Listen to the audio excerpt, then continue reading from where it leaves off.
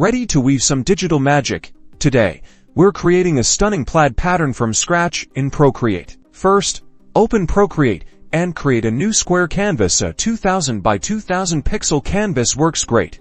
Next, select your base color. I am choosing a warm, earthy brown as a base to start, but feel free to choose any color you like for your background. Now, tap the canvas, selecting fill, and paint your entire canvas with your base color. Choose a hard brush. I'm using the technical pen under inking. Select a contrasting color for your first set of lines. Something light cream or light beige will give a good contrast. Now, carefully draw a straight vertical line from the top to the bottom of your canvas. Doesn't have to be perfect. Duplicate that line and position it evenly across your canvas. Repeat until your canvas is filled. Go to your layers panel.